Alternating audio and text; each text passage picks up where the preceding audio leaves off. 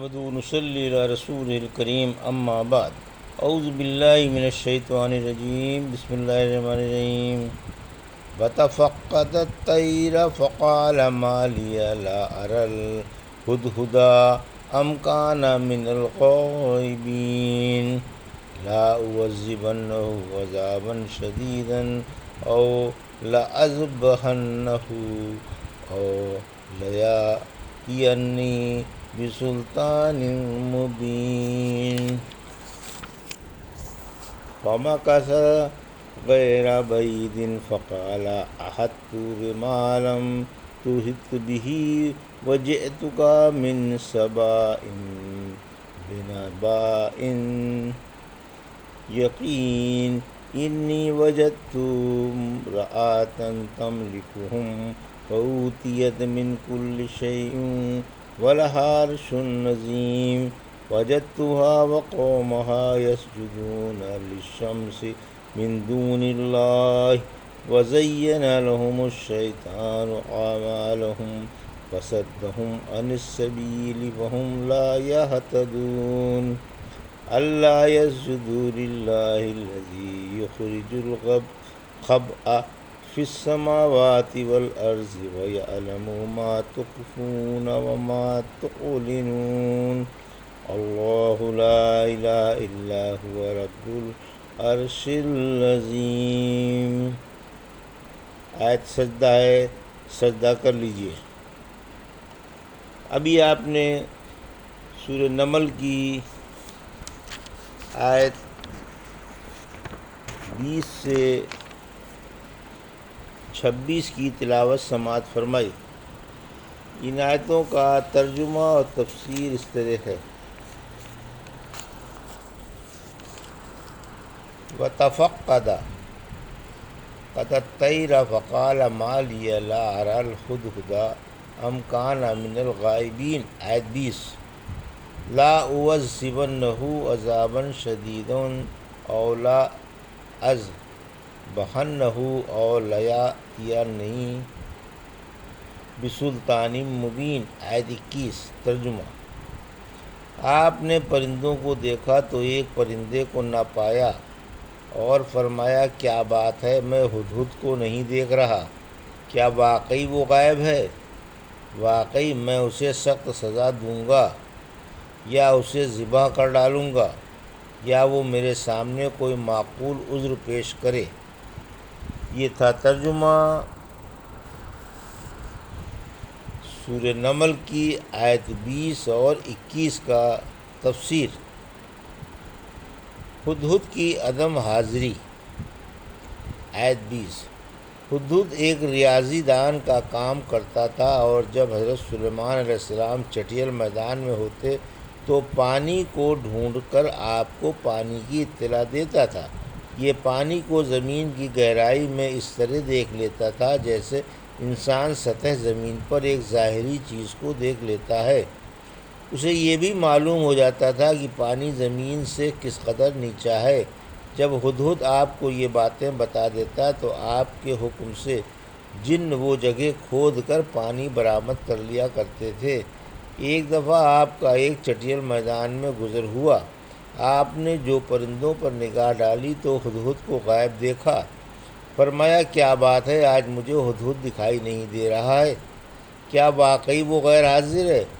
ایک روز ابن عباس رضی اللہ تعالیٰ عنہ اسی طرح کی تقریر فرما رہے تھے۔ حاضرین میں ایک خارجی نافع بن ازرق بھی تھا۔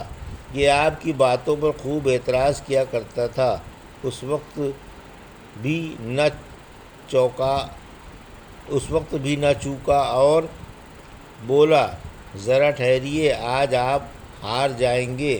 فرمایا کیوں؟ بولا کہ آپ ہدہد کے بارے میں فرما رہے ہیں کہ وہ زمین کی گہرائیوں میں پانی معلوم کر لیتا ہے، حالانکہ ایک بچہ دانے ڈال کر جال بچھا دیتا ہے اور اسے مٹی سے ڈھک دیتا ہے۔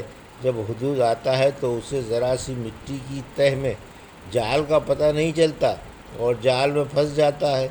آپ نے فرمایا کہ اگر مجھے یہ ڈر نہ ہوتا کہ یہ یوں کہتا پھرے گا کہ میں نے ابن عباس سے ایک بات پوچھی تھی مگر وہ جواب نہ دے سکے تو میں اسے جواب نہ دیتا۔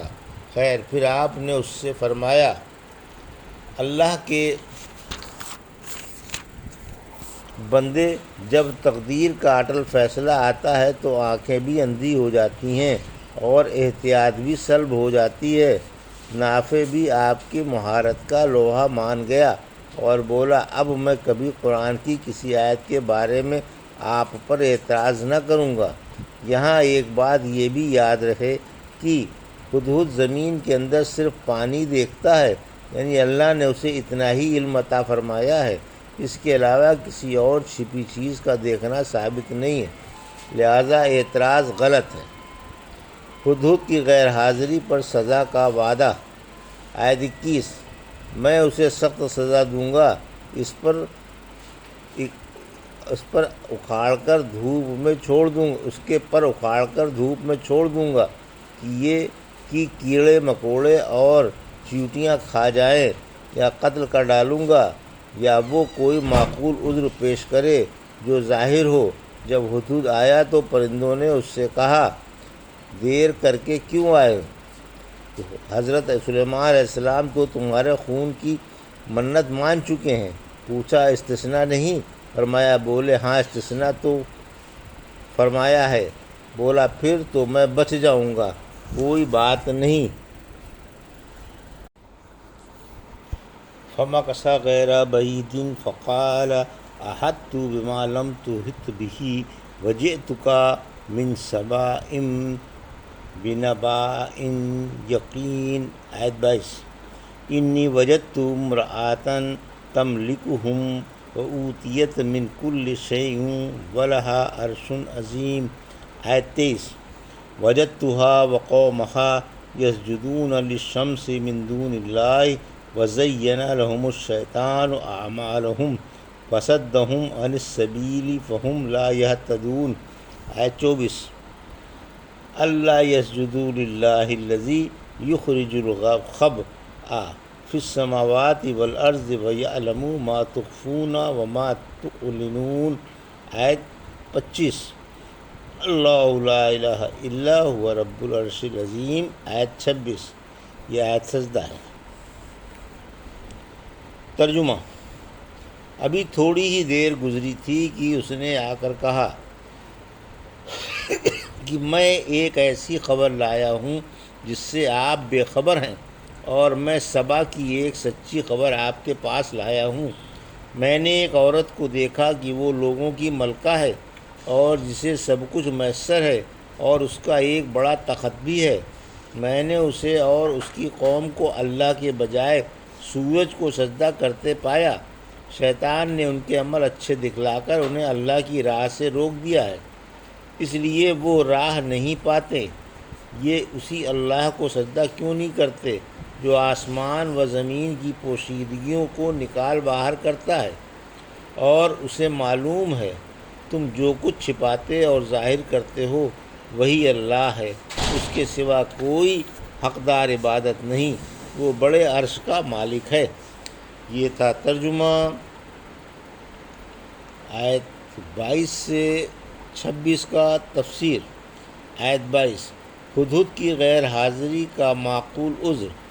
ہدہد تھوڑی سی دیر تو غائب رہا، پھر حضرت سلیمان علیہ السلام کے پاس آ کر کہنے لگا کہ مجھے ایک ایسی خبر معلوم ہے جس سے آپ اور آپ کے تمام لشکر ناآشنا ہیں۔